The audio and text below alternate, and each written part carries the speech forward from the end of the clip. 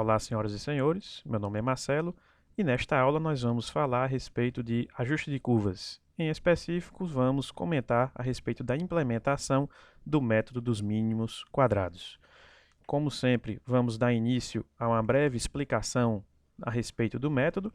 Então, suponha que você tem um conjunto de pontos que você obteve a partir de um experimento e você já sabe a priori qual é o tipo de curva que deveria gerar esses pontos. É lógico que, como os pontos são experimentais, eles apresentam algum tipo de erro, mas você sabe que eles deveriam seguir a um tipo de função específica, certo? Então vamos supor que a função que você sabe que gera esses pontos seja o polinômio de grau k. Então seria 1 a 0 mais a1x mais a2x2 até o termo de grau k, né? AK x elevado a k. Então o que você quer fazer é achar um polinômio com esse jeitão aqui, de forma que esse polinômio se ajuste da melhor forma possível ao conjunto de pontos que você coletou, certo? Perceba que se não houvesse nenhum tipo de erro, nem na modelagem do problema, nem na aquisição dos dados, o polinômio passaria exatamente por cima de todos os pontos.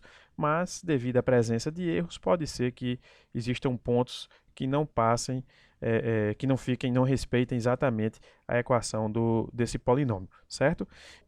Na teoria, vocês já viram que para resolver esse tipo de problema, o que você precisa fazer é resolver esse sistemazão aqui, né? Então, resolvendo esse sistema, você acha quais são os coeficientes a0 até ak que descrevem o polinômio com esse formato que melhor se ajusta a esse conjunto de pontos. Lembrando que a gente está falando aqui a respeito do ajuste de curvas polinomial, né? Existe o ajuste de curvas genéricos, né? Ou também o com linearizações. A gente vai tratar aqui apenas desse tipo de curva, que é a curva polinomial, certo? O nosso algoritmo ele vai ter que receber esse conjunto de pontos e a gente vai armar essa matriz zona que vocês estão observando aqui. Então, por exemplo, o primeiro termo seria n, que é o número de pontos. O segundo termo seria o somatório dos pontos x. Esse termo seria o somatório dos pontos x ao quadrado e assim por diante, né? Então, uma vez que você monte essa matriz zona de coeficientes e esse vetor b, que seria o somatório do y, somatório de x vezes y e assim por diante, se a gente resolver, a gente consegue achar quais seriam esses coeficientes. Só que, ao invés de a gente montar diretamente essa matriz, o que a gente vai fazer é utilizar uma forma um pouco mais simples de conseguir gerá-la. Então, está aqui a matriz que a gente quer gerar e o que a gente vai fazer é utilizar a matriz de Vandermonde. Caso vocês não conheçam ou tenham esquecido, tem aqui a apresentação da matriz de Vandermonde. A primeira coluna é composta por uns, a segunda coluna seriam os pontos x0, x1 e assim por diante até xn, a terceira coluna seria o x0 ao quadrado, x1 ao quadrado e assim por diante, até o grau k, né? x0 elevado a k, x1 elevado a k e assim por diante. O que eu vou fazer antes aqui para vocês é provar que se você fizer a matriz de Vandermonde V transposta vezes a matriz V, você vai achar a mesma matriz de coeficientes que a gente está querendo resolver aqui no caso do MMQ polinomial, certo? Então vamos provar essa igualdade aqui, ok? Então para isso vamos escrever inicialmente a nossa matriz V transposta, certo? Então ela seria a primeira linha toda composta de uns,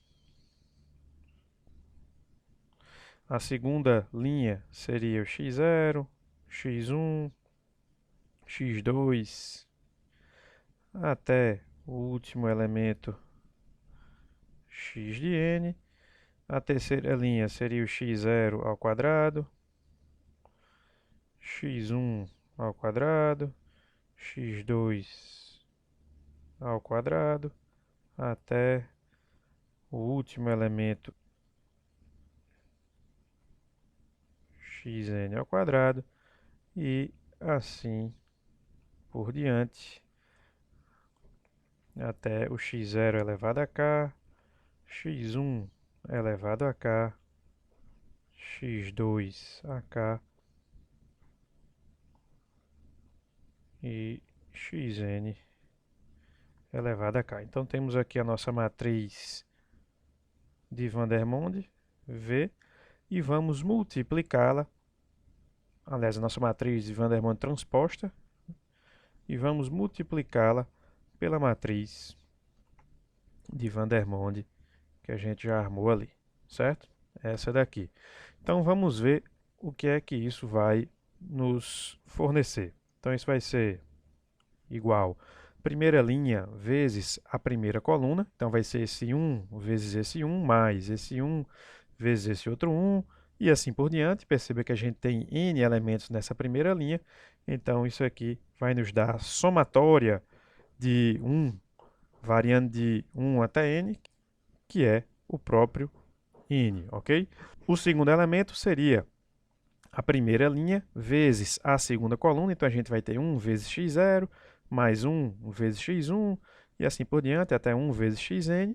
Então é só somar todos os elementos de x0 a xn, isso é o somatório de x. O terceiro elemento aqui seria a primeira linha vezes a segunda coluna. Perceba que a gente vai simplesmente somar todos esses elementos, e isso é a somatória de x ao quadrado.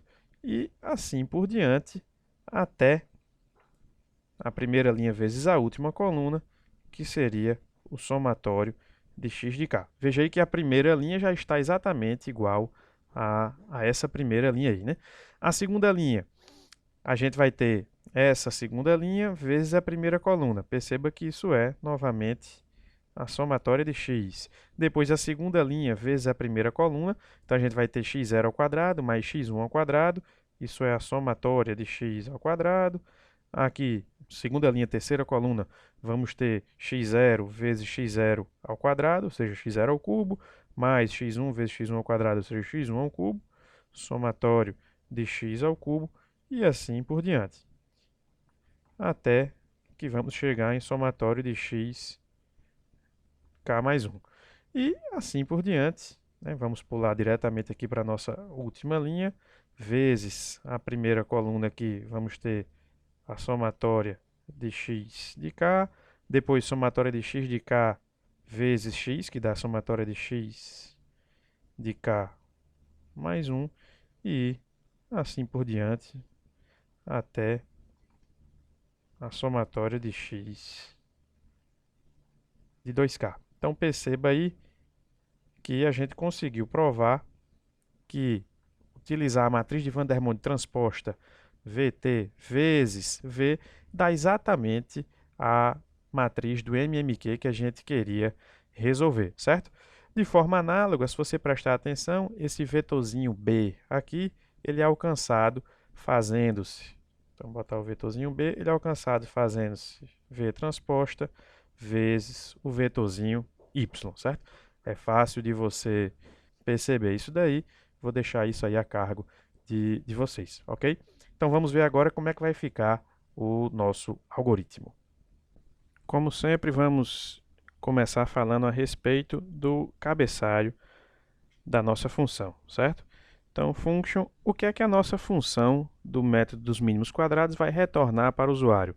Ela retorna um polinômio do grau k. Mas em que formato? Ela retorna o vetor dos coeficientes do seu polinômio, certo? A gente vai retornar aquele A0, A1, a gente vai retornar aquele A0, A1, A2, até o A de k, certo? Então, de forma genérica, a gente vai retornar um vetor A que contém esses termos. O nome do nosso método a gente pode chamar de MMQ. E o que é que ele deve receber do usuário para funcionar? Bem, o usuário deve passar os pontos, né, o conjunto de pares de pontos x e y, e ele deve informar também qual é o grau do polinômio que a gente deseja calcular. Lembre-se que você deve saber de antemão qual é o grau do polinômio que você deseja ajustar ao conjunto de pontos dados, certo?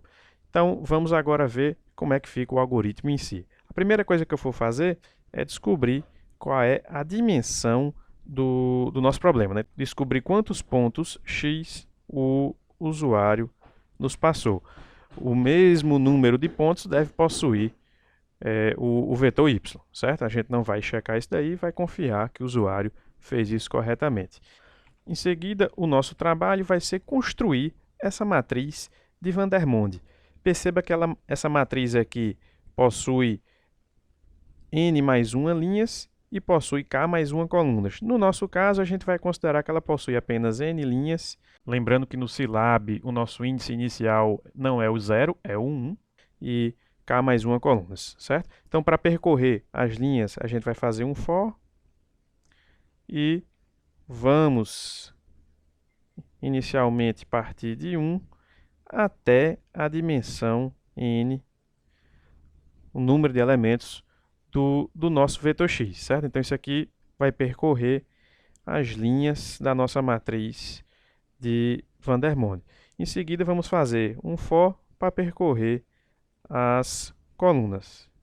Então, também vai de 1 até k mais 1, onde k é o grau do polinômio que a gente passou. E, como eu comentei, se a gente tem k colunas, a gente tem que ir de 1 até k mais 1 para ter as k colunas. E agora eu vou construir a minha matriz de Vandermonde V, certo? Então, o termo da linha I e coluna J vai ser igual ao nosso elemento x de I elevado a J menos 1. Por que elevado a J menos 1? Perceba então que na nossa matriz de Vandermonde, o primeiro elemento deve ser 1, ou todo e qualquer elemento da primeira coluna deve ser 1. Isso é o elemento x elevado a 0, certo?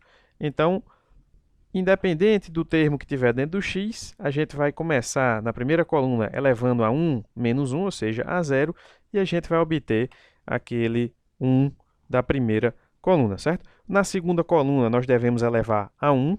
Então, quando o j for 2, a gente vai estar colocando o termo da segunda coluna. Então, vai ficar 2 menos 1, que dá 1. A gente está elevando o x a 1. E assim por diante, até o elemento k mais 1. Bem, isso termina a construção da nossa matriz de Vandermonde. É só isso. E o que a gente pode fazer agora é garantir que esse vetorzinho y ele vai ser um vetor coluna, certo? Então, perceba que a gente vai resolver o sistema em que a gente vai multiplicar v transposto vezes z e vai multiplicar v transposto vezes o y, certo? Se você quiser garantir que esse seu vetorzinho y é um vetor coluna, você pode criar um novo vetor aqui, P de I, e você diz que ele é igual ao y de I. Então, independente desse vetor y vir um vetor linha ou vetor coluna, o Scilab, ao criar esse vetor B de I, com esse jeitão aqui, ele vai criar um vetor coluna, certo? O que nos resta fazer agora é simplesmente resolver o sistema que a gente gerou. Então, só relembrando aqui, essa matriz todinha aqui, ela é a matriz V transposta vezes V, enquanto esse vetor de termos independentes é o V transposto vezes Y. Então, aqui seria a V transposta vezes V, tudo isso multiplicando o vetorzinho A é igual a V transposto vezes Y. Então, esse aqui é o sistema que a gente deve gerar e, em seguida, resolver. Para resolver esse sistema aqui, você pode usar o algoritmo de Gauss, que vocês já implementaram, ou, caso você não tenha ele implementado aí, você pode utilizar o comando de inversa do Scilab. Então, se você multiplicar essa equação aqui por V transposto V inverso, então vamos multiplicar isso por ambos os lados da igualdade, vezes V transposto V, vezes o vetor A, V transposto V inverso V transposto Y. Então, perceba que isso aqui é a inversa dessa matriz aqui. Então, isso aqui tudo vai dar a identidade vezes o vetorzinho A é igual... Opa, errei aqui. O inverso aqui deve estar do lado de fora do parênteses, né? Então, seria V transposto V inverso, né? Então, isso aqui vai dar a identidade vezes o vetor A igual a V transposto V. Do lado de cá fica realmente do jeito que vocês estão vendo, né? V transposto V inverso vezes V transposto Y, certo? Então, identidade vezes o vetor A igual, e aqui você tem tudo dessa forma. Então, o que a gente vai fazer é utilizar o comando inv do Scilab para gerar a inversa dessa matriz, e em seguida multiplicar por V transposto Y para obter o nosso vetorzinho, solução A, ok? Então, vamos lá. Vamos dizer que a nossa solução A é igual a inv de V transposto vezes V, tudo isso vezes V transposto vezes Y, certo? Então, isso vai nos retornar o vetor de coeficientes A da curva polinomial que melhor se ajusta a esse conjunto de pontos. Bem, isso encerra o nosso vídeo e espero que vocês tenham gostado.